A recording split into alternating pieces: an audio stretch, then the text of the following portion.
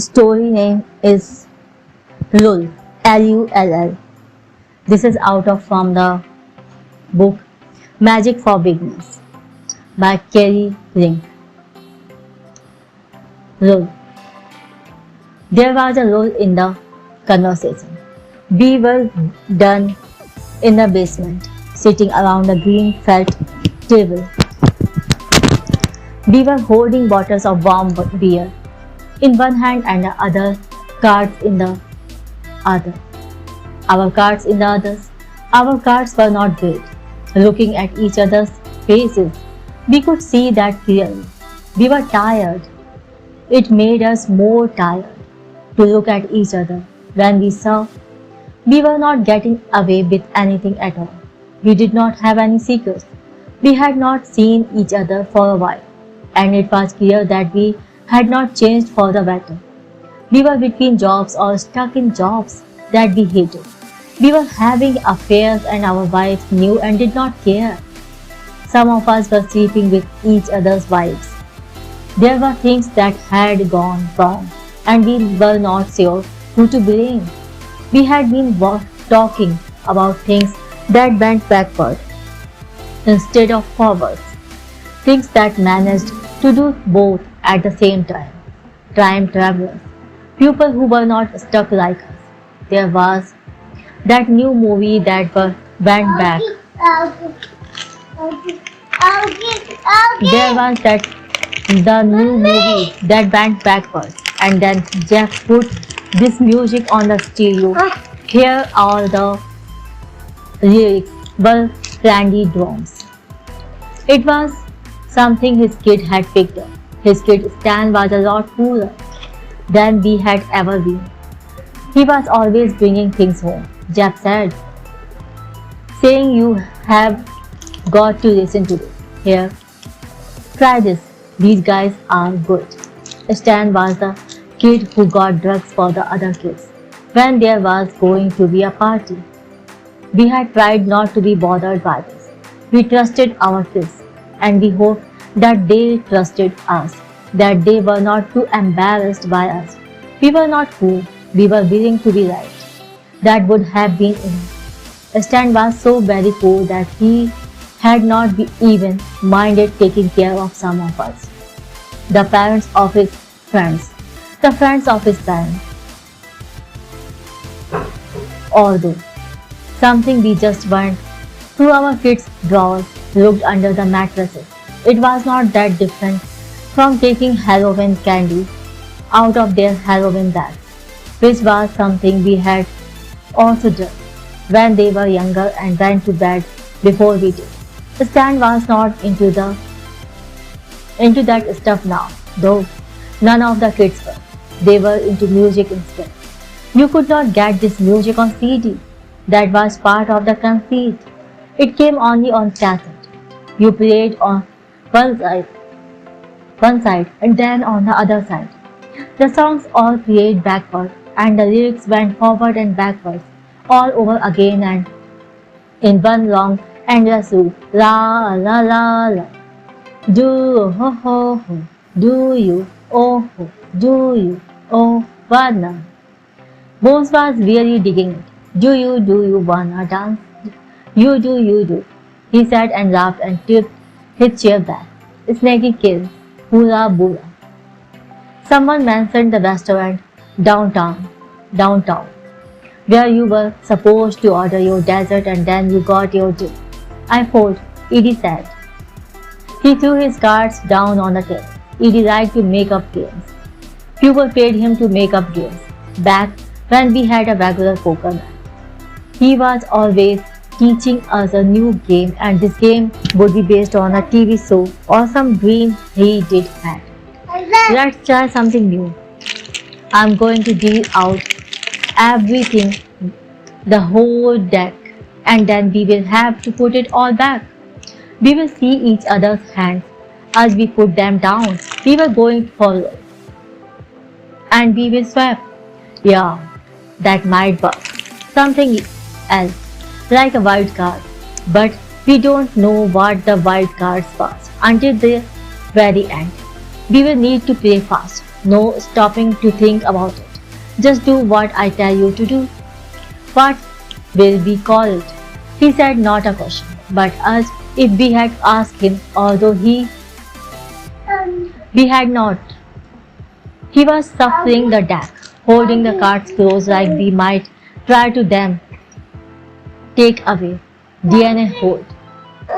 Got it. That's city idea, Jeb said. It was his basement, his poker table, his beer. So he got to say things like that. You could tell that he thought Edie looked happier than he ought to. He was thinking Edie ought to remember his place in the world. Or maybe Edie needed to be reminded that his place was his new place. Most of us were relieved to see that Edie looked okay. If he did not look okay, that was okay too. We understood bad things had happened to all of us. We were contemplating these things and then the tape flips over and starts again. It's catchy stuff. We could listen to it all night. Now we chant along and summon the devil. Bones says always wanted to do that. Bones has been drunk for a while now. His hair is standing up and his face is shining and red. He has a fat, stupid smile on his face. We ignore him, which is what he wants. Bones' wife is just the same, loud and useless. The thing that makes the rest of us sick is that their kids are the nicest, smartest, funniest, best kids. We can't figure it out. They don't deserve kids like that. Brainer asked Edie. If he's found a new place to live, he has. Off the highway down by that tax court, in the orchards. This guy built a road and built the house right on top of the road. Just plop, right in the middle of the road. Kind of like he came walking up the road with the house on his back, got tired and just dropped it. Not very good feng shui, Petey said. Petey had read a book. He has got a theory about picking up women, which he is always sharing with us. He goes to Barnes and Noble on his lunch hour and hangs around in front of displays of books about houses and decorating, skimming through architecture books.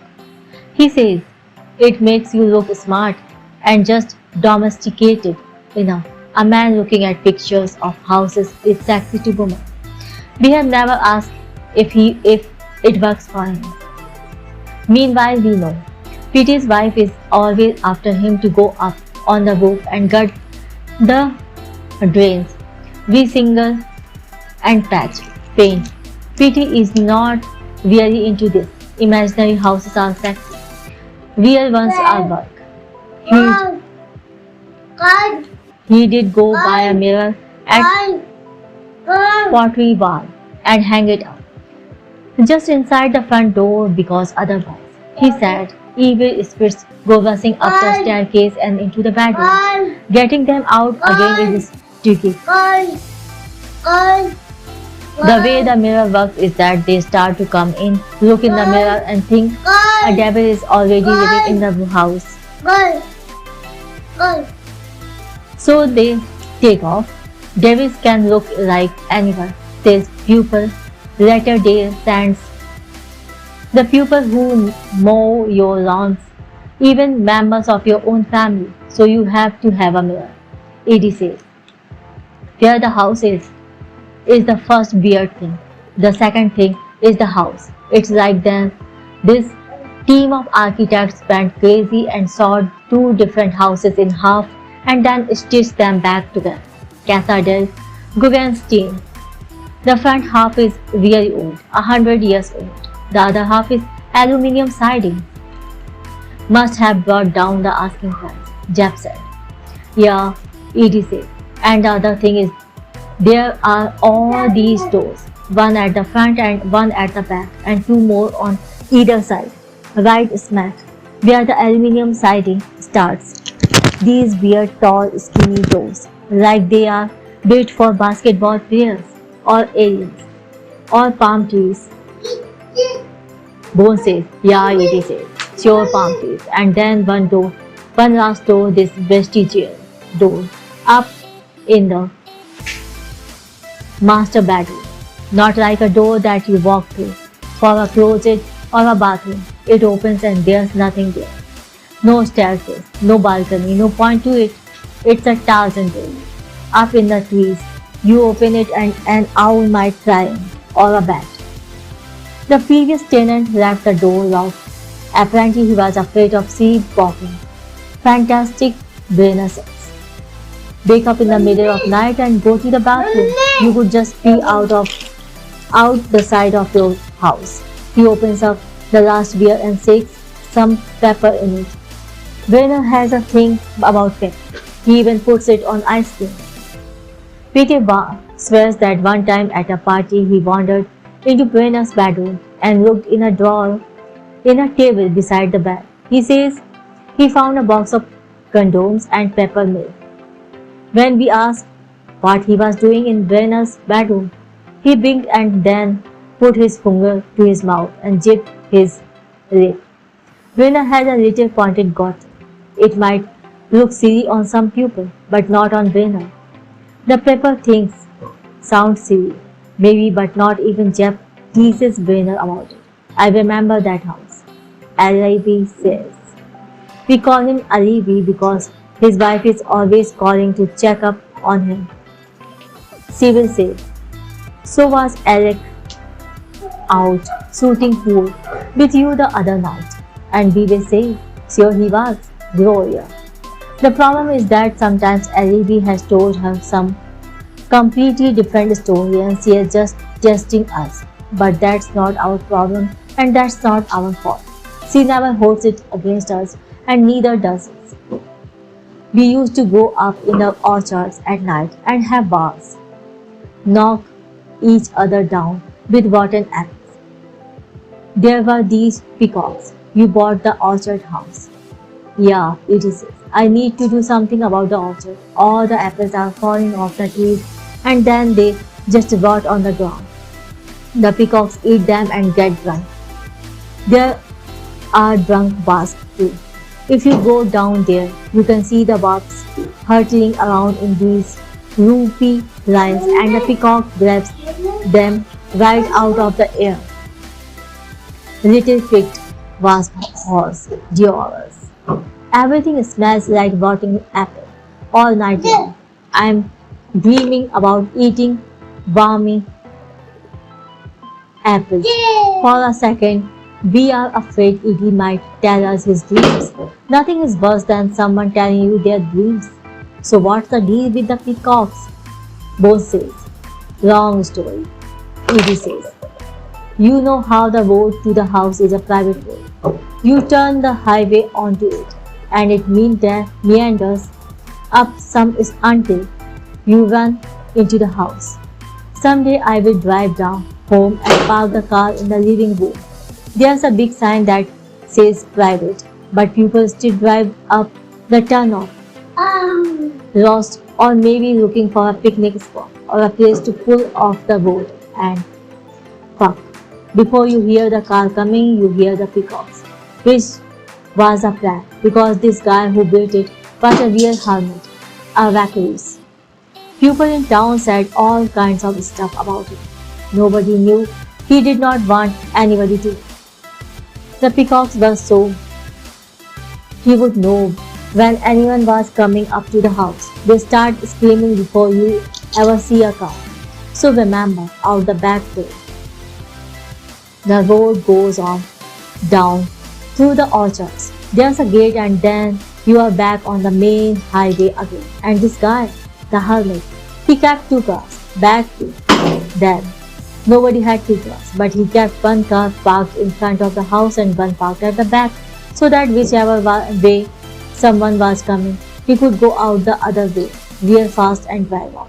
Because his visitor got up to the house, he had an arrangement with a grocer. The grocer sent a boy up to the house once every 2 weeks and boy brought the maid too, but there was not ever any maid. The hermit had painted into the windows of his cars black except for these little circles that he could see out of. You could not see in, but apparently he used to drive around at night. People said they saw him or they did not see him. That was the point. The real estate agent said she heard that once his guy had to go to the doctor. He had a growth or something. He showed up in the doctor's office wearing a woman's hat with a long black veil that hung down from the crown, so you could not see his face. He took off his clothes in the doctor's office and kept that hat on. One night half of the house fell down. People all over the town saw lights, like fireworks or lightning, up over the orchard. Some people swore they saw something big or little go up into the sky, like an explosion, but quite just right. The next day people went up to the orchard. The hermit was waiting for them. He had his veil on. From the front, the house looked fine, but you could tell something had caught fire. You could smell it like ozone. The hermit said it had been lighting. He rebuilt the house himself, had lumber and everything delivered.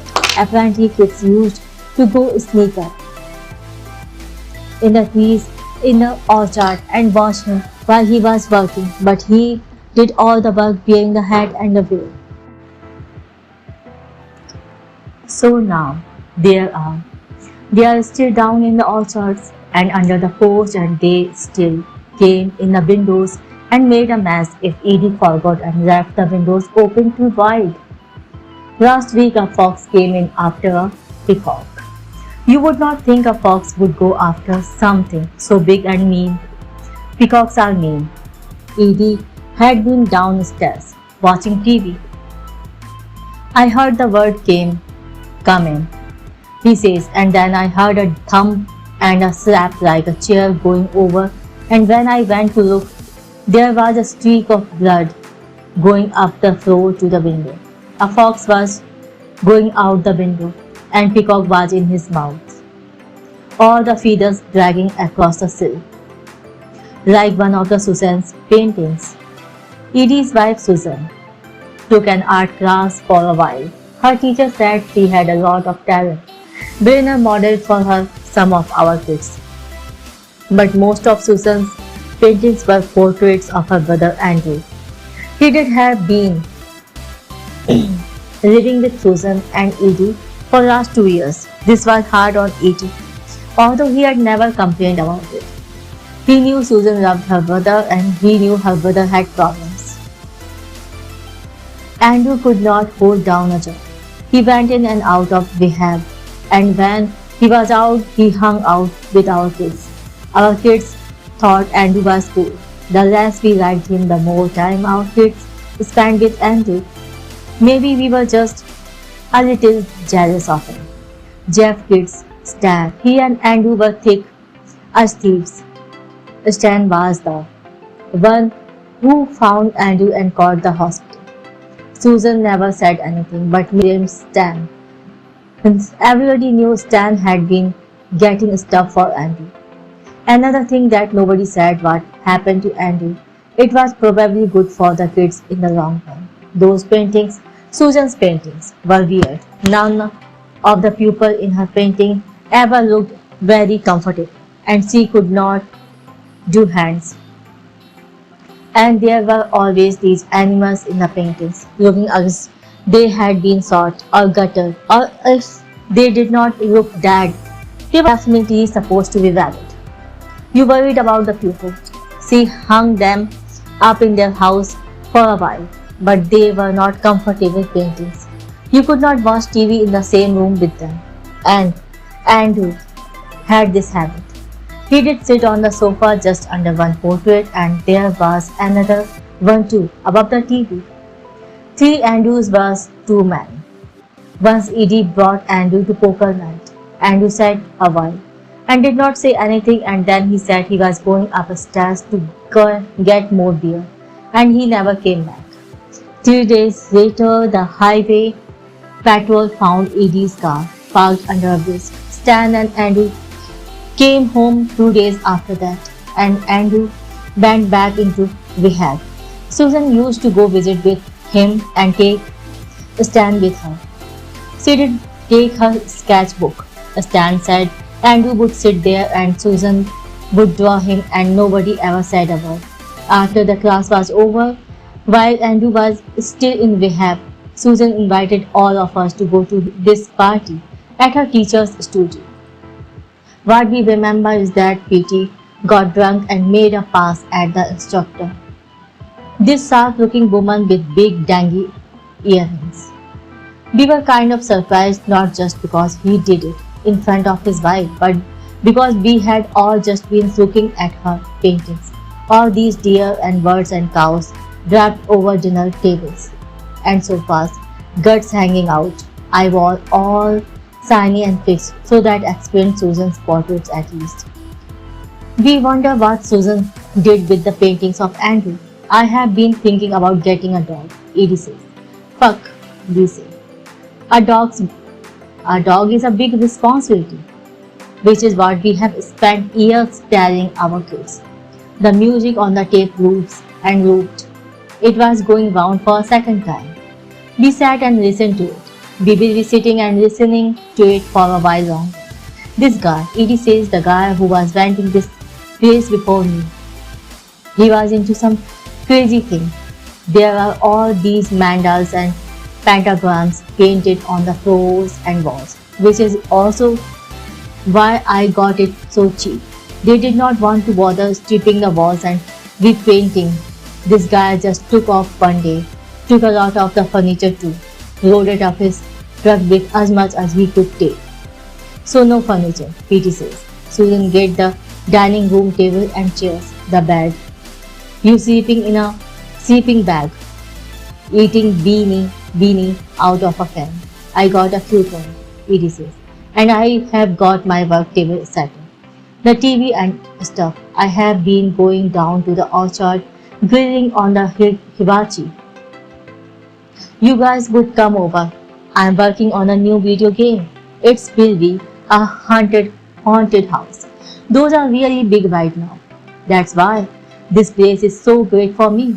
I can use everything. Next weekend, I will fix hamburgers and you guys can sit up in the house, eat pool, drink beer, taste the game for me.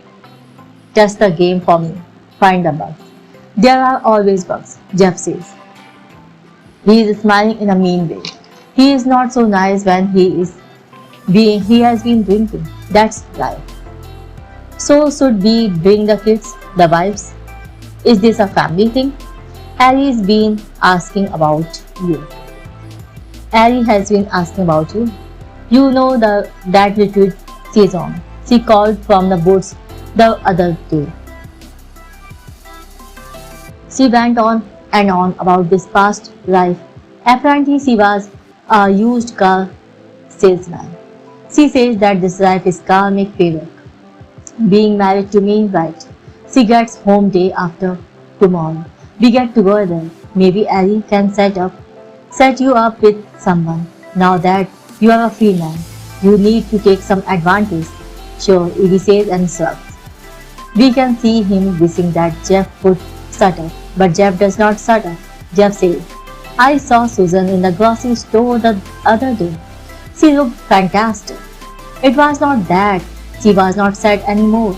She was not just getting by. She was radiant, you know, that special girl, like Joan of Arc. Like she knew something, like she had won the lottery.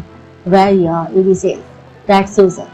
She does not live in the past. She's got the new job, this research project. They are trying to contact aliens. They are using household appliances, satellite dishes, cell phones, car radios, even refrigerators. I'm not sure how. I'm not sure what they are planning to say, but they have got a lot of grant money. Even hired a speech writer. Wonder, what do you say to alien? Brenna says, hi honey, I'm home. What's for dinner? Your place or mine? Petey says. What's nice alien like you doing in a galaxy like this? Where you been? I have been worried sick, Alibi says. Jeff picks up a card, drops it sideways against the green felt. Picks up another one, leans it against the first, he says. You and Susan always look so good together. Perfect marriage, perfect life. Now look at you. She's talking to aliens and you are living in a haunted house. You are an example to all of us, Edie. Nice guy like you. Bad things happen to you. Susan leaves a swell guy like you. What's the lesson here? I have been thinking about this all year. You and Ellie must have worked at the same car dealership in the past year. Nobody say anything. Edie does not say anything, but the way we see him look at Jeff. We know that this haunted house game is going to have a character in it who walks and talks a lot like Jeff. This Jeff character is going to panic and run around on the screen of people's TVs and get lost. It will stumble into booby traps and fall onto knives. Its innards will swoop out. Zombies are going to crack open the bones of its leg and suck on the marrow. Little devils with monkey faces are going to stitch its eyes open with tiny stitches, and then they are going to piss ribbons of acid into its eyes. Beautiful women are going to fuck this cartoon Jeff in the ass with garden shears, and when this character screams, it's going to sound a lot like Jeff screaming. Edie is good at the little details. The kids who buy Edie's game love the details. They buy his game for things like this. Jeff will probably be flattered. Jeff starts complaining about Stan's phone bill. This $400 cell phone charge that Stan ran up. When he asked about it, Stan handed him a stack of 20s just like that. That kid always has money to spare. Stan also gave Jeff this phone number. He told Jeff that it's like this phone sex line, but with a twist. You call up and ask for this girl named Starlight, and she tells you sexy stories only if you want. They don't have to be sexy. They can be any kind of story you want. You tell her what kind of story you want, and she makes it up.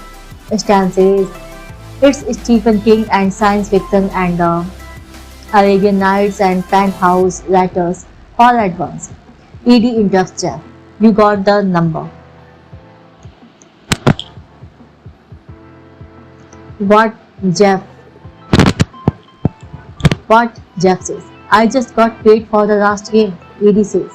The one with the baby heads and the octopus girlies. The Martian combat hockey. Let's call that number I will bring. You put her on a speaker and we will all listen. And it's my treat, okay? Because I am such a swell guy. Bones says that it sounds like a sick idea to him, which is probably why Jeff went and got the phone bill and another 6-pack of beer. We all take another. Jeff turns the stereo down. Madam, I am Adam. Oh, madam, I am my Adam, and puts the phone in the middle of the table. It sits there, in the middle of all that green, like an island or something, marooned. Jeff switches it on his speaker. $4 a minute, he says, and shrugs and dials the number. Here, Edie says, pass it over. The phone rings and we listen to it ring, and then a woman's voice, very pleasant, says hello and asks if Edie is over 18. He says he is. He gives her his credit card number. She asks if he was calling for anyone in particular. Starlight says. Edie says, Starlight. One moment, the woman says. We have a click and then Starlight is on the line. We know this because she says.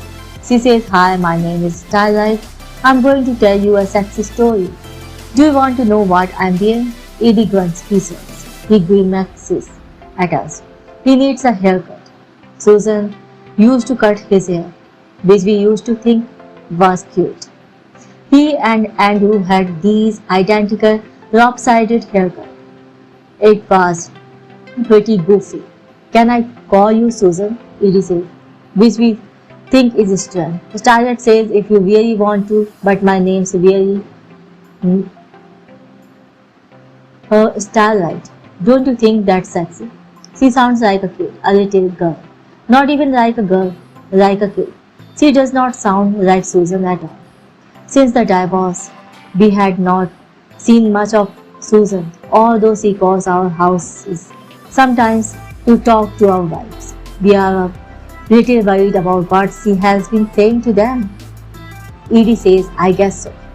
We can tell he is only saying that to be polite, but the Starlight laughs as if he has told her a joke. It's weird hearing that little kid laugh down here. Edie says, so are you going to tell me a story? Starlight says, that's what I'm here for. But usually the guy wants to know what I'm being. Edie says, I want to hear a story about a cheerleader and a devil. Bones says, so what's he being? Edie says, make it a story that goes backward. Jeff says, put something scary in it. Alibi says, sexy. Rena says, I want it to be about good and evil and true love, and it should also be funny. No talking animals. Not too much fooling around with the narrative structure. The ending should be happy but still realistic. Be able, and there should not be a moral of. We should be able to think back later and have some sort of revelation. No, and suddenly they woke up and discovered that it was all dream. Got that? The Starlight says, okay, the devil and a cheerleader. Got it? Okay, the devil and the cheerleader. So the devil is at a party at the cheerleader's house. They have been playing spin the bottle. Cheerleader's boyfriend just came out of the closet with her best friend. Earlier the cheerleader felt like slapping him, and now she knows why. The bottle pointed at her best friend, who had just shrugged and smiled at her. Then the bottle was spinning, and when the bottle stopped spinning, it was in her boyfriend's hand. Then all of a sudden an egg timer was going off. Everyone was giggling and they were all standing up to go over by the closet. Like they were all going to try to squeeze inside, but the devil stood up and took the cheerleader's hand and pulled her backward forward. So she knew what exactly had happened and was going to happen, and so she knew what exactly had happened and was going to happen, and some other things besides. This is the thing she writes about backward. You start out and with all the answers, and after a while someone comes along and gives you the questions, but you don't have to answer them. You are already past that part. That was what was so nice about being married. Things got better and better until you hardly even knew each other anymore, and then you said goodnight and went out on a date, and after that you were just friends. It was easier that way. That's the dear, sweet, backward way of the world. Just a second. Let's go back for a second. Something happened. Something has happened, but nobody ever talked about it. At least not at these parties. Not anymore. Everyone's been drinking all night long, except the devil, who is a teetotaler. He has been pretending to drink vodka out of kid flask. Everybody at the party is drunk right now and they think he is okay. Later they will sober up. They will think he is pretentious and asshole drinking air out of a flask like that. There are a lot of empty bottles of beer, some empty bottles of whiskey. There's a lot of work still to be done by the look of it. They are using one of the beer bottles. That's what they are spilling. Later on it will be full and they won't have to play this stupid game. The cheerleader guesses that she did not invite the devil to the party. He is not the kind of guy that you have to invite. He will probably show up by himself. But now they are in the closet together for 5 minutes. The cheerleader's boyfriend is not too happy about this, but what can we do? It's that kind of party. She is that kind of cheerleader. They are a lot younger than they used to be. At parties like this, they used to be older, especially the devil. He remembers all the way back to the end of the world. The cheerleader was not a cheerleader then. She was married and had kids and a husband. Something is going to happen, or maybe it's already happened. Nobody ever talks about it. If they could, what would then they say? But those end of the world parties were crazy. People would drink too much and they would not have any clothes on. Had been these sad little piles of clothes in the living room, as if something had happened and the people had disappeared right out of their clothes. Meanwhile, the people who belonged to the clothes would be out in the backyard, waiting until it was time to go home. They had get up on the trampoline and bounce around and cry. There would be a bottle of extra virgin olive oil, and sooner or later, someone was going to have to refill it and go put it back on the pantry shelf. You did have had these sleepy, naked, middle-aged people sliding around on the trampoline and the oily grass. And then, in the end, all you did have would be a bottle of olive oil, some olive on a tree, an orchard, and empty or field. The devil would stand around, feeling awkward, hoping that it would turn out he did come late. The kids would be up in their bedroom, out of the beds, looking out the windows, remembering when they used to be older, now that they ever got that much older. But the world is younger now. Things are simpler. Now the cheerleader has parents of her own. And all she has to do is wait for them to get home. And then this party can be over. 2 days ago was the funeral. It was just how everyone said it would be. Then there were events, people to talk to. She was busy. She hugged her aunt and uncle goodbye and moved into the house where she would live for the rest of her life.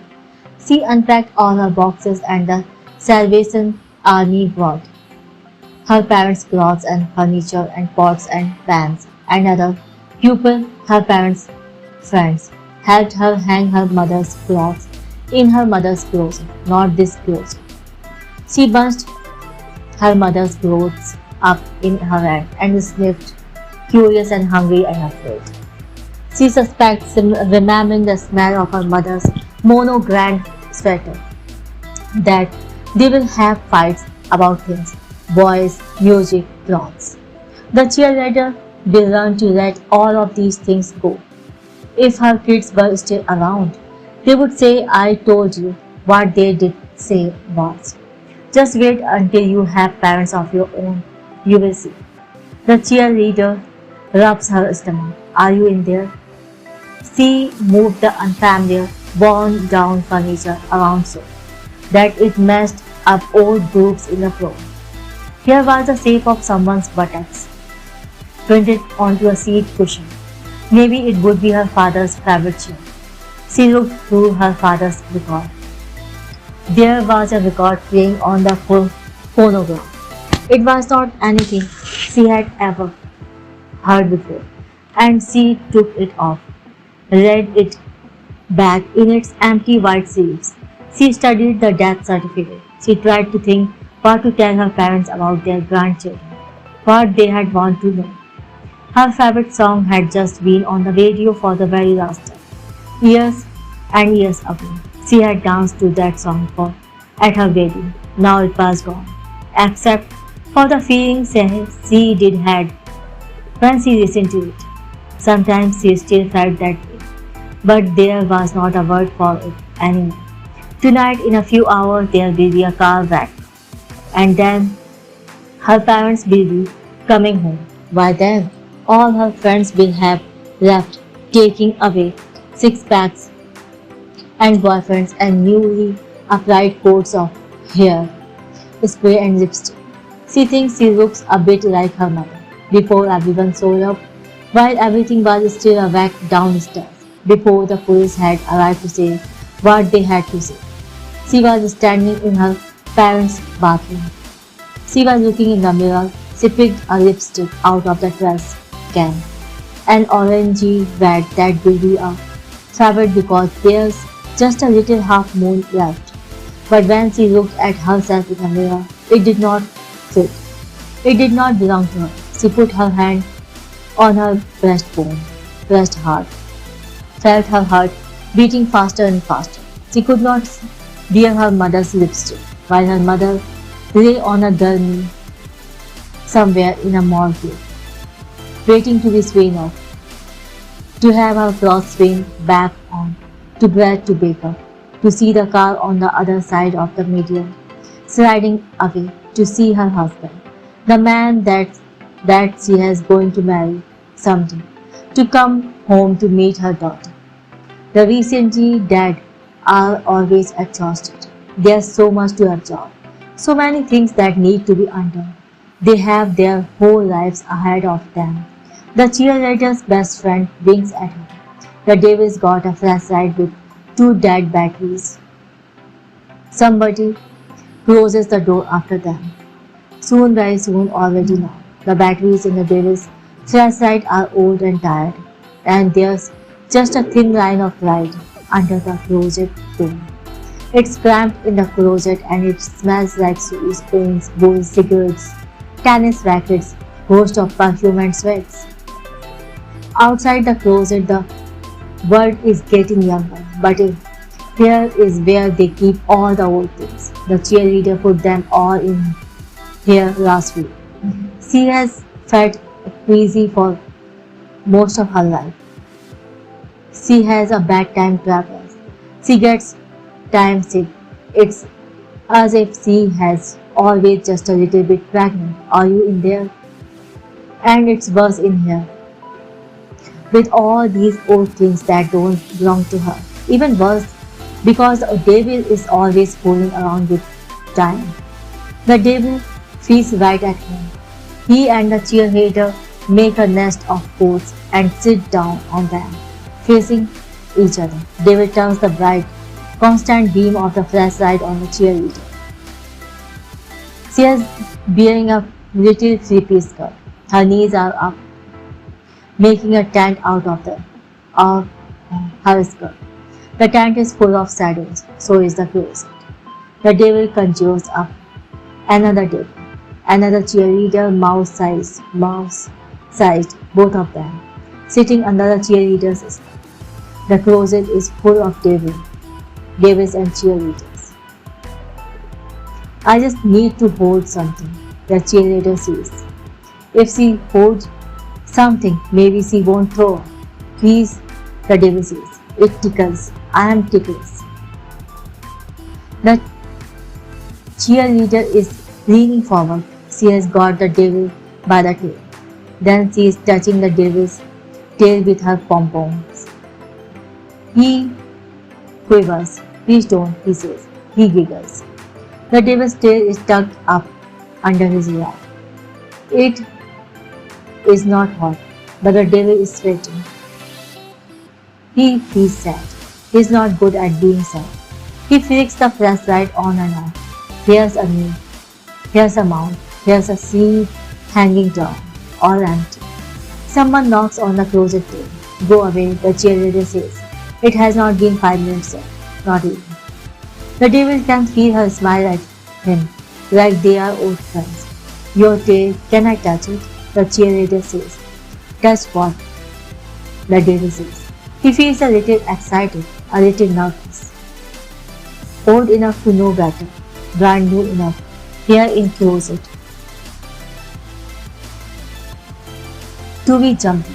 He is taking a chance here. Girls, women are not really domestic animals at the moment.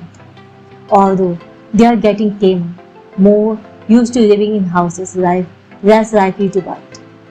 Can I touch your tail now? The cheerleader says. No, the devil says. I'm sorry, he says. Maybe you could stroke my tail with your pom-pom in a little bit.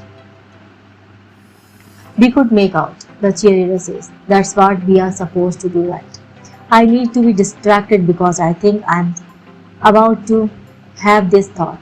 It's going to make me realize it. I'm getting younger. You know, I'm going to keep on getting younger. It is not fair.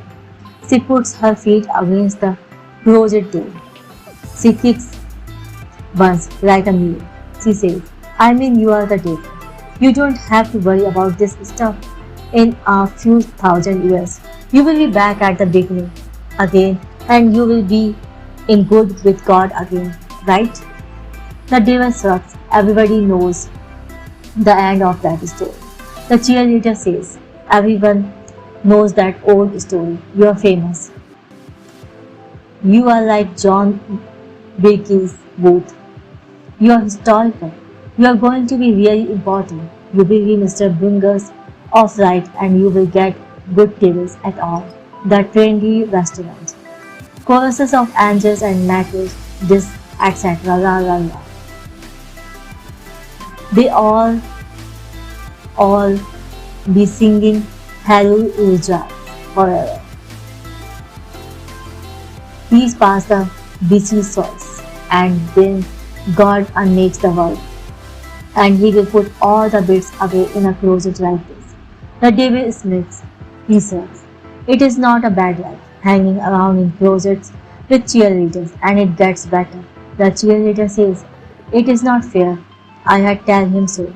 If he were here, he will unhang the stars and pull Leviathan right back out of the deep and of the vasty vast water.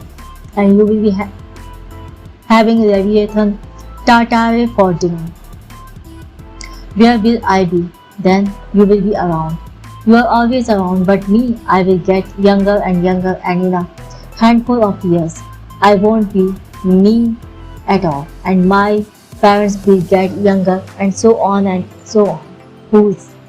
We will be gone like a flash of light, and you won't even remember me. Nobody will remember me, everything that I was, that I did, all the funny things that I said, and the things that my friend said back to me. That will all be gone. But you go all the way backward. You go backward and forward. It is not fair. You could always remember me. What could I do so that you would remember me? As long as we are in this closet, the devil says, he has magnanimous. I will remember you. But in a few minutes, the cheerleader says, you will go back out of the closet and the bottle will spin. And then the party will be over and my parents will come home and nobody will ever remember me. Then tell me a story. The devil says. He puts his sharp, furry paw on her lap. Tell me a story so that I will remember you. What kind of story? Says the cheerleader. Tell me a scary story. The devil says, a funny, scary, sad, happy story. I want everything. He can feel this, his tail begging as he says this. You can't have everything, the cheerleader says, and she picks up his paw and puts it back on the floor of the closet. Not even in a story. You can't have all the stories you want. I know, the devil says. He wins. But I still want it. I want things. That's my job. I even want the thing that I already have. I want everything you have. I want the things that don't exist. That's why I'm the devil. He hears and it's the same because she can't see him in the dark. He feels silly. Well, what's the scariest thing? Says the cheerleader. You are the expert, right? Give me a little help here. The scariest thing, the devil says. Okay, I will give you 2 things. 3 things. No, just 2. The third one is a secret. The devil's voice changes. Later on one day, the cheerleader will be listening a preschool teacher say back the alphabet with the sun moving across the window. Nothing ever stays still, and she will be remembered of the devil and the closet and the line of light under the door. The peaceful little circle of light. The flashlight makes against the closet door. The devil says, I'm not complaining, but he is. But here's the way. Things used to work. They don't work this way anymore. I don't know if you remember. Your parents are dead and they are coming home in just a few hours. Used to be, that was scary. Not anymore. But try to imagine finding something that should not be here. Like what the cheerleader says, the Davis says, a child's toy, a ball, or a nightlight. Some cheap bit of dress, but it's heavier than it looks, or as light. It shines like a greasy sort of light, or as it eats light. When you touch it, it eats unpleasantly. You feel as if you might fall into it. You feel light-headed. It might be inscribed in a language which no one can decipher. Okay, the cheerleader says. She seems somewhat cheered up. So what's the next thing? The devil shines the flashlight in her eyes. Flicks it on and off. Someone disappeared. Gone. Just like that. They are standing behind you in a line at an amusement park, or they wander away during the intermission of a play. Perhaps they go downstairs to get the mail or to make food. That's scary, the cheerleader says. Used to be, the devil says. It used to be that the worst thing that could happen was if you had kids and one of them died or disappeared. Disappeared was the worst. Anything might have happened to them. Things are better now, the cheerleader says. Yes, but the devil says. Things just get better and better nowadays, but try to remember how it was. The person who disappeared, only they did not. You had seen them from time to time, peeking in at you through windows or down the row, through the maze rods in your front door, keyholes. You might see them in the grocery store, sitting in the back seat of your car, down row, slouching in your rear view mirror. They might pinch your leg or pull your hair when you are asleep. When you talk on the phone, they listen in. You hear them listening. The cheerleader says, like with my parents. Exactly, says the devil. You have had nightmares about them, right? Not really, the cheerleader says.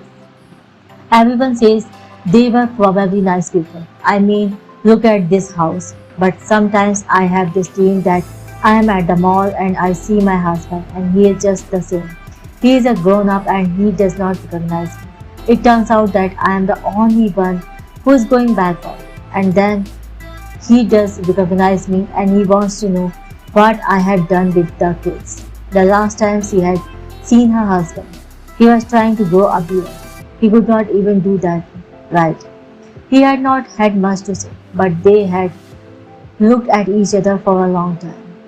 What about your children? The devil says. Do you wonder where they went when the doctor pushed them back up inside you? Do you have dreams about them? Yes, the cheerleader says. Everything gets smaller. I am afraid of them. Think how men feel. The devil says. It's no wonder men are afraid of women. No wonder sex is so hard on them. The cheerleaders misses sex, that feeling afterward, that blissful, unsatisfied itch. The first time around, things were better. The devil says, I don't know if you remember people died and no one was sure what happened next. There were all sorts of possibilities.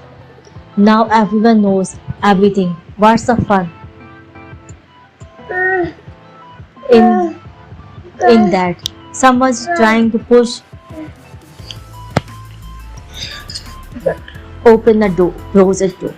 But the cheerleader puts her feet against it, leaning against the back of the closet. Oh, I remember, she said. I remember when I was dead. There was so much I was looking forward to. I had no idea, the devil says. He has never liked that pupil much. So okay, what about monsters? The cheerleader said. Vampires? Serial killers? People from outer space? Those old movies? The devil says. Yeah, still. Boogeyman. Formaldehyde. Babies. in mason jars. Someday someone is going to have to take them out of the jar and pickle them. Woman with teeth down there. Zombies, killer robots, killer bees, serial killer cold spots, werewolf. The dream where you know that you are asleep but you can't wake up. You can hear someone walking around the bedroom picking up your things and putting them down again and you still can't wake up. The end of the world. Spiders. No one was with her when she died. Carnivorous plants. Oh, broody, the cheerleader said. Her eyes shine at him out of the dark. Her pom-poms right across the floor of the closet.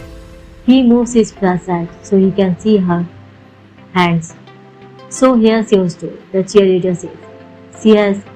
She is a girl who can think on her feet. It's not really a scary story. I don't really get scared. Were not you listening? The devil says. He taps the flashlight against his big front teeth. Never mind, it's okay. Never mind, go on. This probably is not a true story, the cheerleader says, and it does not go backwards like you do. I probably won't get all the way to the end, and I am not going to start at the beginning either. There is not enough time. That's fine. The devil says, I'm all ears. Yes. The cheerleader says, so who is going to tell this story? Anyway, be quiet and listen. We are running out of the time. She said, a man comes home from a sales conference. He and his wife have been separated for a while, but they have decided to try living together again. They have sold the house that they used to live in. Now they live just outside of town, in an old house, in an orchard. The man comes home from this business conference and his wife is sitting in the kitchen and she is talking to another woman, an older woman. They are sitting on the chairs and that used to go around the kitchen table.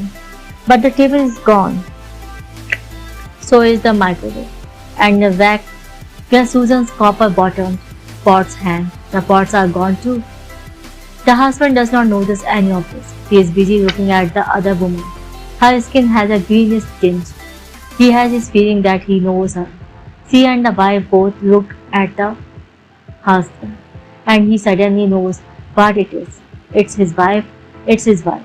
Two of her, only one is maybe 20 years old. Otherwise, except that this one's green. They are identical, same eyes, same mouth, same little mole at the corner of her mouth.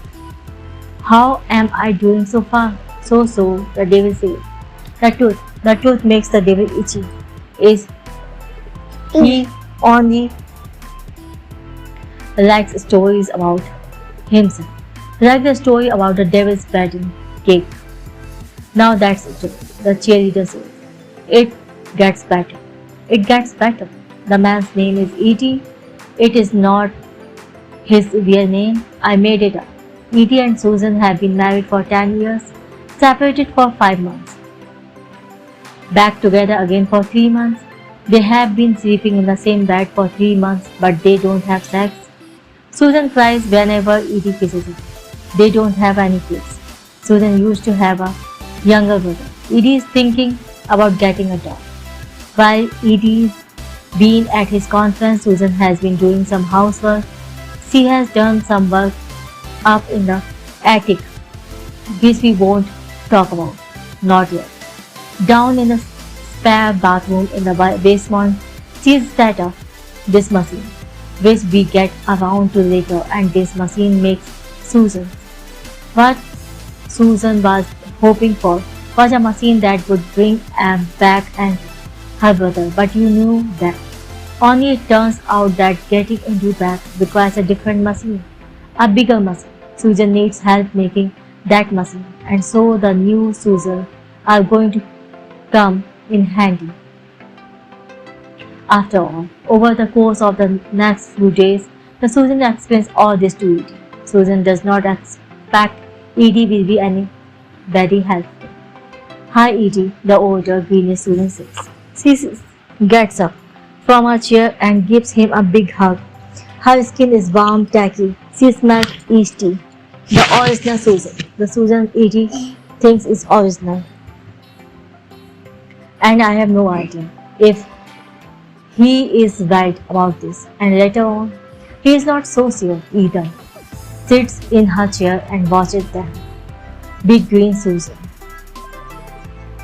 Am I making her sound like Godzilla? She does not look like Godzilla, and yet there's something about her that reminds Edie of Godzilla. The way she stomps across the kitchen floor, leads Edie over to a chair and makes him sit down. Now he realizes that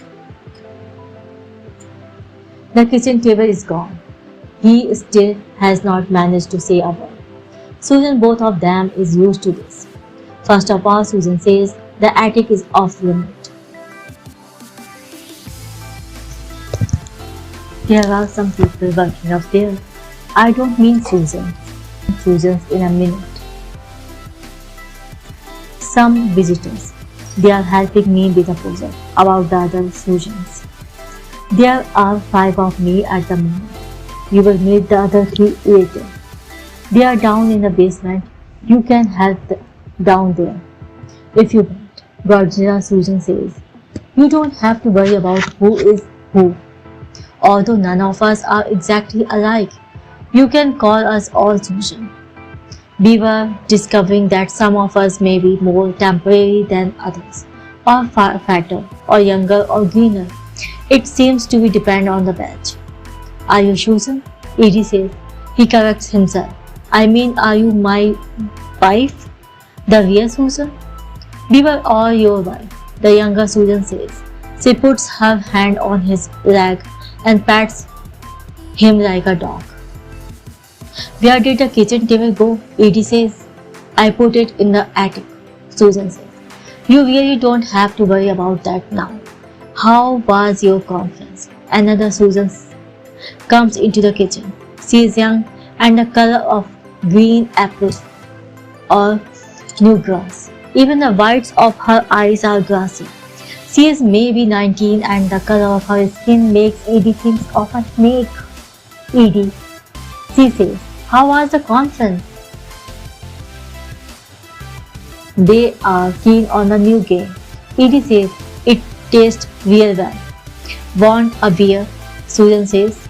It does not matter which Susan says this. She picks up a pitcher of green, foamy stuff and pours it into a glass. This is beer, Edie says. It's Susan beer, Susan says, and all the Susan laugh.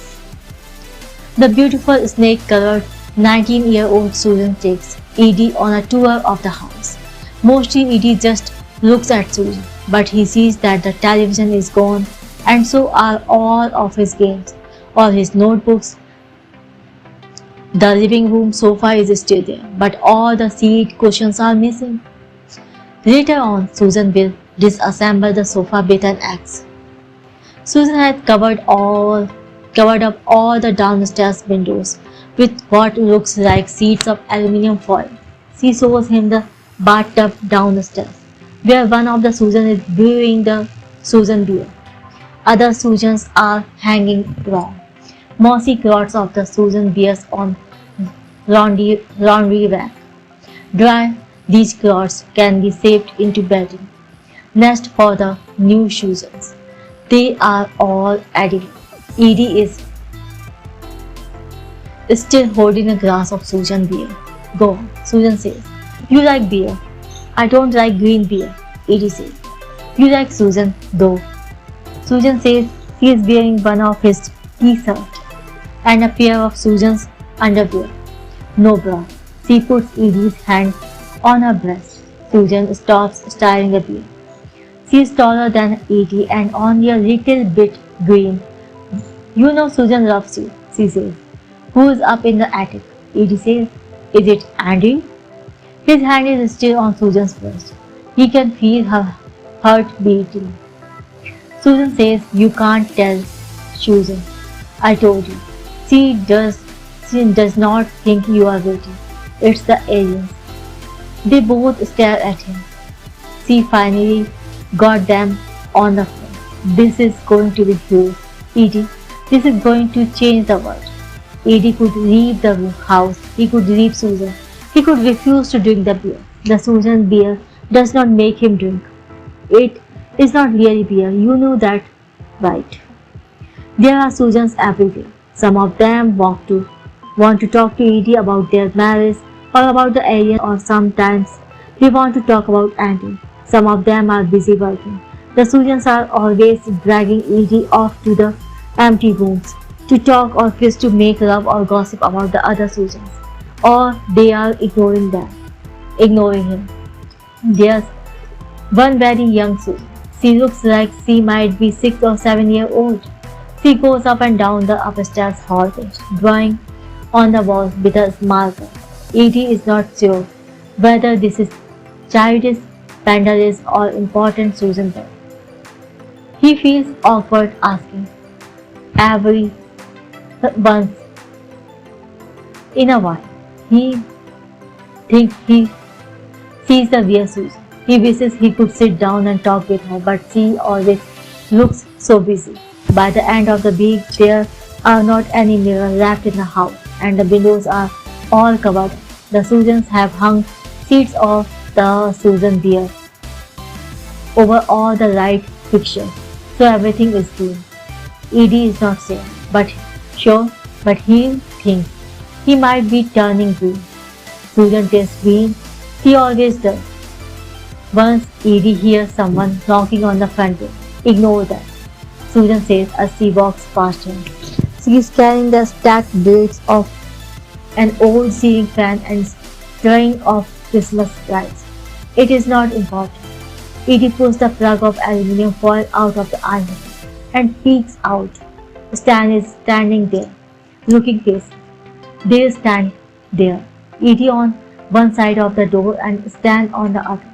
Edie does not open the door, and eventually Stan goes away. All the peacocks are kicking up a fuss. Edie tries teaching some of the Susans to play poker. It does not work so well, because it turning out that Susan always knows what cards the other Susans are holding. So Edie makes up a game where that does not matter so much. But in the end, it makes him feel too lonely. There are not any other Edies. They decide to play spin the bottle instead. Instead of a bottle, they use a hammer and it never ends up pointing at Edie. After a while, it gets too strange watching Susan kiss Susan, and he wanders off to look for a Susan who will kiss him. Up in the second-story bedroom, there are always lots of Susans. This is where they go to wait when they start to get right. The Susans roll, curled in their nest, getting riper, arguing about the end of some old story. None of them remember it the same way. Some of them don't seem to know anything about it, but they all have opinions. Edie climbs into a nest and leans back. Susan swings her leg over to make room for him. This Susan is small and round. She tickles the soft part of his arm and then tucks her face into his back. Susan passes him a glass of Susan. That's not it, Susan says. It turns out that he overdosed. Maybe even did it on purpose. We could not talk about it. There were not enough of us. We were trying to carry all that sadness all by ourselves. You can't do something like that. And then the wife tries to kill him. I tried to kill him. She kicks the fuck out of him. He can't leave the house for a week. Won't even come to the door when his friends come over. If you can call them friends, Susan says. No, there was a gun, Susan says. And she has an affair. Because she can't get over it. Neither of them can. She humiliates him at a dinner party, Susan says. They both drink too much. Everybody goes home and she breaks all the dishes instead of washing them. There are plate shards all over the kitchen floor. Someone going to get hurt. They don't have a time machine. They can't go back and unbreak those rules. We know that they still love each other, but that does not matter anymore. Then the police showed up. Well, that's not the way I remember it, Susan said, but I guess it could have happened that way. Edie and Susan used to buy books all the time.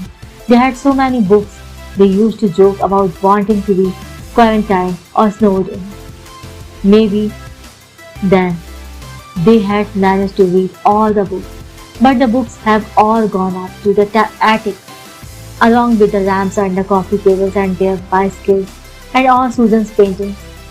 Edie has watched the Susans carry up paperback books, silverware, old board games, and hoary underwear, even a castle, the Encyclopedia Britannica, the goldfish and the goldfish bowl, and the little canister of goldfish food. The Susans have gone through the house, taken everything they could. After all the books were gone, they dismantled the bookshelves. Now they are tearing off the wallpaper in wrong stills. The aliens seems to like books. They like everything, especially Susan. And eventually, when the Susans arrive, they go up in the attic too. The aliens swap things, the books and the Susans and coffee mugs, for other things, machines that the Susans are assembling. Edie would like to get his hand on one of those devices, but Susan says no. He is not even allowed to help except with the Susan beer. The thing the Susans are building takes up most of the living room, Edie's office, the kitchen, the laundry room. The Susans don't bother with laundry. The washer and the dryer are both gone and the Susans have given up ironing clothes altogether. Edie has managed to keep a pair of shorts and a pair of jeans. He is wearing the shorts right now and he folds the jeans up into a pillow and rests his head on top of them so that Susan can't steal them. All his other clothes have been carried up to the attic and it's creeping up the stairs, spilling over into the second story. The house is shiny with alien machines. Teams of naked students are hard at work all day long, testing instruments, hammering and stitching their machine together, polishing and dusting and stacking alien things on top of each other. If you are wondering what the machine looks like, picture a science fair project involving a lot of aluminum foil, improvised, homely makeshift, and just a little dangerous looking. Now none of the Susans is quite sure what the machine will eventually do. Right now it grows Susan beers. When the beer is stirred some more, it clots and makes more Susans. Edie likes watching this part. The house is more and more full of shy, loud, quiet, talkative, angry, happy, greenish Susans of all sizes, all ages, who work at this assembling the house, piece by piece and piece by piece, assembling the machine. It might be a time machine or a machine to raise the dead, or maybe the house is becoming a spaceship, slowly one room at a time. Susan says the aliens don't make these kinds of distinctions. It may be an invasion factor, Edie says, or a doomsday machine. Susan says that they are not that kind of alien. Edie's job is tying the Susan beer with a long flat plank, a floorboard Susan tried up, and skimming the foam, which has a stingy and unpleasantly cheese-like consistency, into buckets. He carries the bucket downstairs and makes Susan beer suffer and Susan beer casserole. Susan beer suffers. Upside down Susan cake. It all tastes the same and he grows to like the taste. The beer does not make him drunk. That is not what it's for. I can't tell you what it's for. But when he is drinking it, he is not sad. He has the beer and the work in the kitchen and the ripe green hungry. Everything tastes like Susan. The only thing he misses is poker night. Up in the spare bedroom, Edie falls asleep, listening to the Susan's talk, and when he wakes up, his jeans are gone and he is left. The room is empty and all the ripe Susans have gone up to the attic. When he steps out into the hall, the little Susan is out there, drawing on the walls. She puts her marker down and hands him a picture of Susan beer. She pinches his leg and says, "You're getting nice and white." Then he winks at Edie and runs down the hall. He looks at what she is being drawing. Andrew scribbly crayon portrait of Andrew, all up and down the wall. He follows the picture of Andrew down the hall, all the way to the master bedroom, where he and the original Susan used to sleep. Now he sleeps anywhere, with any Susan. He has not been in their room in a while, although has noticed the Susans going in and out with boxes full of things. The Susans are always sewing at him when he gets in their way. The bedroom is full of Andrew. There are Susan's portraits of Andrew on the wall, the ones from her art class. Edie had forgotten how unpleasant and peculiar these paintings are. In one, the largest one, Andrew, life-sized, has his hands around a small animal, maybe a ferret. He seems to be strangling it. The ferret's mouth is cocked up, showing all its teeth. A picture like that, Edie thinks, you ought to turn it toward the wall at night. Susan's put Andrew's bed in here, and Andrew's books and Andrew's desk. Andrew's clothes have been hung up in the closet. There is not an alien machine in the room, or for that matter anything that ever belonged to Edie. Edie puts a pair of Andrew's pants on and lies down on Andrew's bed just for a minute, and he closes his eyes. When he wakes up, Susan is sitting on the bed. He can smell her that wife's green scent. He can smell that smell on himself. Susan says, "If you are ready, I thought we could go up to the attic together." "What's going on here?" Edie says. "I thought you needed everything. Should not all this stuff go up to the attic?" "This is Andrew's room. For when he comes back," Susan says. "We thought it would make him feel comfortable having his own bed to sleep in and might need his stuff." "What if the aliens needs his stuff?" Edie says. "What if they can't make you a new Andrew yet because they don't know enough about him?" "That's not how it works," Susan says. "We are getting closer. Can't you feel it?" "I feel weird," Edie says. "Something is happening to me." "You are right," Edie says. Edie. Susan says, "Is not that fantastic? We were not sure you had ever get ripe enough." She takes his hand and pulls him up. Sometimes he forgets how strong she is. "So what's happened now?" Edie says. "Am I going to die?" "I don't feel sick. I feel good." "What happens when we get ripe?" The afternoon light makes Susan look older. Or maybe she just is older. He likes this part, seeing what Susan looked like as a kid, what she will look like as an old lady. It's as if they got to spend their whole lives together. "I never know," she says. "Let's go find out. Take off Andrew's pants and I will hang them back in the closet." They leave the bedroom and walk down the hall. The Andrew drawings, the knobs and dials and stacked shiny machinery watch them go. There are not any other Susans around at the moment.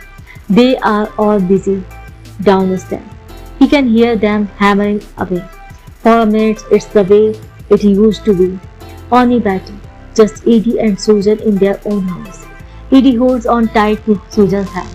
When Susan opens the attic door, attic is full of stars. Stars and stars and stars. Edie has never seen so many stars. Susan has taken the roof off. Roof in the distance. They can smell the apple trees way down in the orchard. Susan sits down cross-legged on the floor and Edie sits down beside her. She says, "I wish you had to tell me a story." Edie says, "What kind of story?" Susan says, "A bedtime story. When Andrew was a kid, we used to read this book. I remember this one story about people who go under a hill. They spend one night down there, eating and drinking and dancing. But when they come out, 100 years have gone by. Do you know how long it's been since Andrew died? I have lost track. I don't know stories like that. Edie says he picks at his flaky green skin and wonders what he tastes like. What do you think the aliens look like? Do you think they will look like giraffes? Like marble? Like Andrew? Do you think they have mouths? Don't be silly, Susan says. They look like us. How do you know? Edie says. Have you been up here before? No, Susan says. But Susan has. We could play a card game. Edie says. Alright, spy. You could tell me about the first time I met you, Susan says. I don't want to talk about that, Edie says. That's all gone. Okay, fine. Susan sits up straight, arches her back, runs her green tongue across her green lips. She winks at Edie and says, tell me how beautiful I am. You are beautiful, Edie says. I have always thought you were beautiful. All of you. How about me? Am I beautiful? Don't be that way, Susan says. She slouches back against him. Her skin is warm and breezy.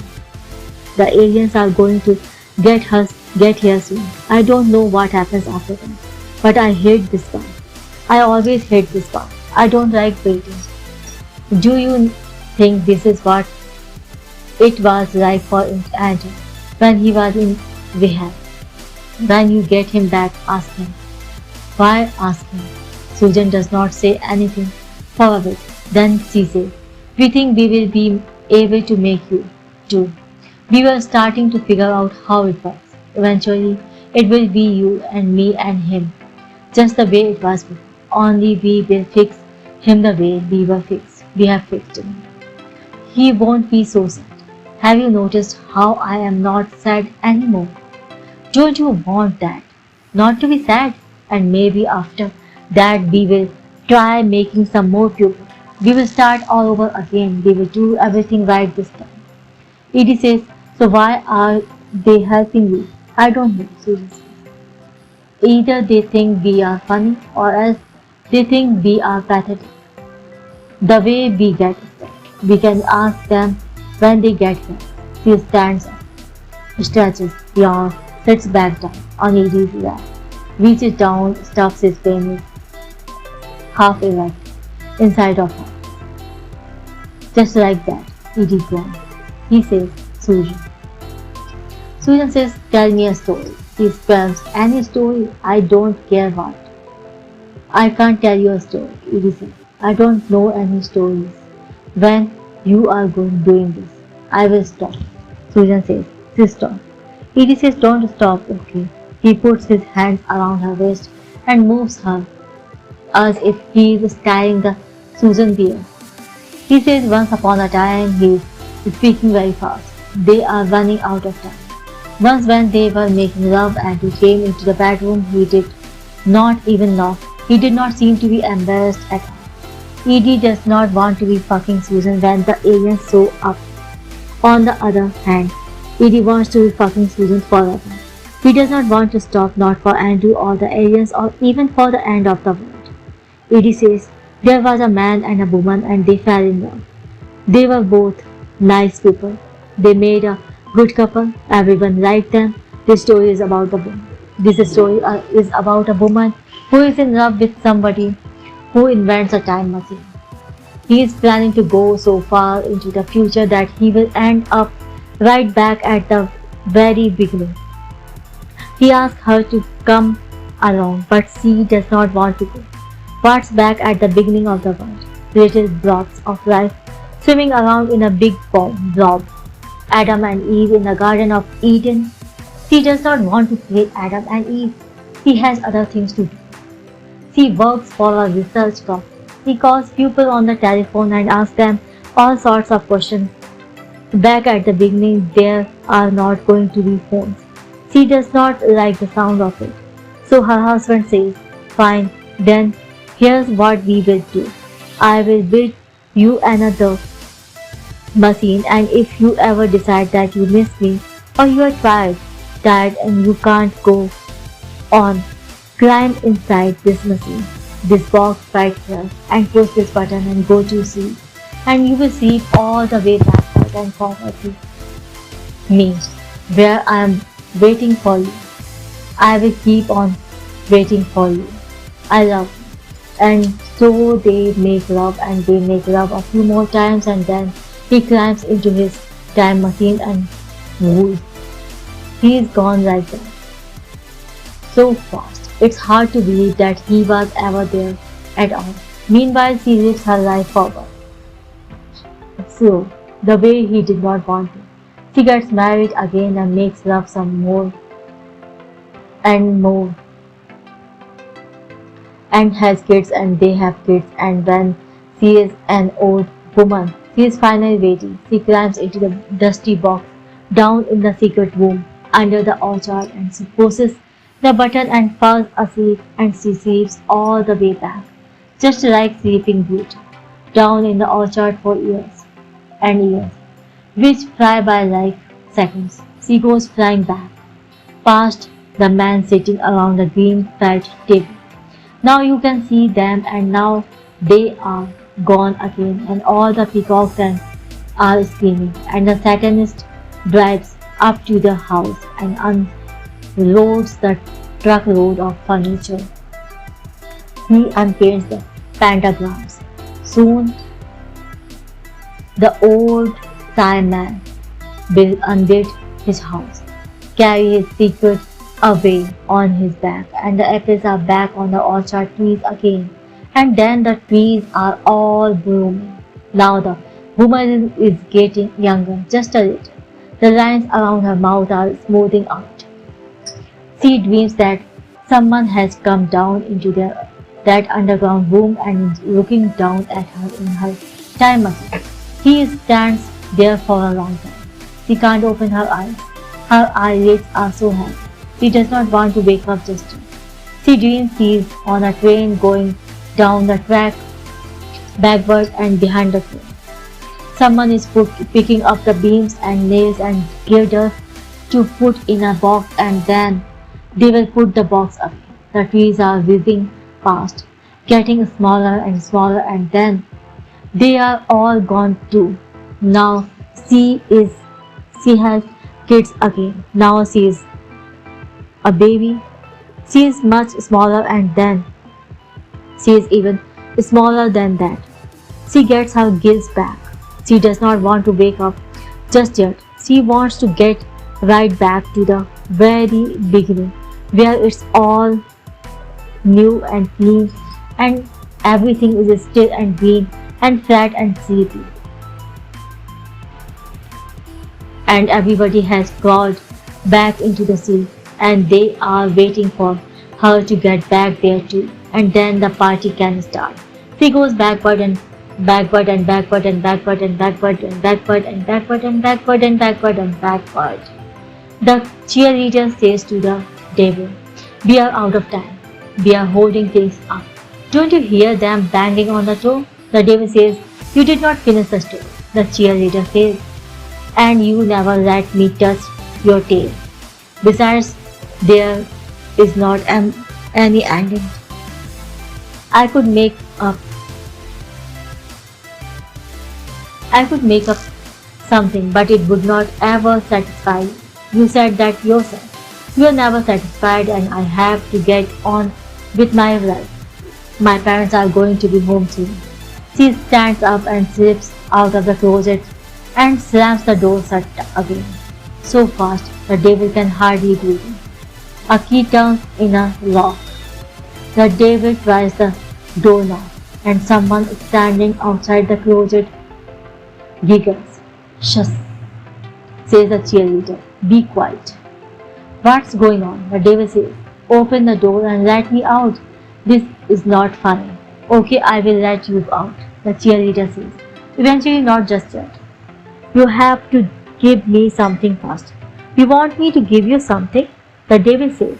"Okay, what?" He rattles the knob, testing. I want a happy baby, the cheerleader said. I want my friends to be happy too. I want to get along with my parents. I want a happy childhood. I want things to get better. I want them to keep getting better. I want you to be nice to me. I want to be famous. I don't know. Maybe I could be a child actor or win state level spelling bees. Or even just cheer for winning teams. I want world peace. Second chances. When I am winning at poker, I don't want to have to put all that money back in the pot. I don't want to have to put my good cards back on top of the deck one by one. By one. Starlight says, sorry about that, my voice is getting scratchy. It's late. You should call back tomorrow night. Edie says, when can I call you? Stan and Andrew were friends, good friends. It was like they were the same species. Edie had not seen Stan for a while, not for a long while. But Stan stopped him on the way down to the basement. This was earlier. Stan grabbed his arm and said, I miss him. I keep thinking if I had gotten there sooner, if I had said something. He liked you a lot. You know, he was sorry about what happened to your car. Stan stops talking and just stands there like at Edie. He looks like he is about to cry. It's not your fault, Edie said. But then he wondered why he had said it. Whose fault was it? Susan said, you have got to stop calling me Edie. Okay, it's 3 in the morning. I was asleep. Edie, I was having the best dream. You are always waking me up in the middle of things. Please just stop, okay? Edie does not say anything. He could stay there all night and just listen to Susan talk. What she's saying now is, but that's never going to happen, and you know it. Something bad happened and it was not anyone's fault, but we are just never going to get past it. It killed us. We can't even talk about it. Edie says, I love you. Susan says, I love you, but it's not about love. Edie, it's about timing. It's too late and it's always going to be late. Too late. Maybe if we could go back and do everything differently, and I think about that all the time. But we can't. We don't know anybody with a time machine. How about this? Edie, maybe you and your poker buddies can build one down in Petey's basement. All those stupid games, Edie. Why can't you build a time machine instead? Call me back when you have figured out how we can work this out. Because I am really stuck. Or don't call me back. Goodbye, Edie. Go get some sleep. I am hanging up the phone now. Susan hangs up the phone. Edie imagines her going down to the kitchen to microwave a glass of milk. She will sit in the kitchen and drink her milk and wait for him to call her back. He lies in bed and up in the orchard house. He has got both bedroom doors open and a night breeze comes in through that door that does not go anywhere. He wishes he could get Susan to come see that door. The breeze smells like apples, which is what time must smell like. It is good. There's an alarm clock on the floor beside his bed. The hands and numbers glow green in the dark, and he will wait 5 minutes and then he will call Susan. 5 minutes. Then he will call her back. The hands are not moving, but he can do it. Thank you very much for listening. Have a cheering day and night.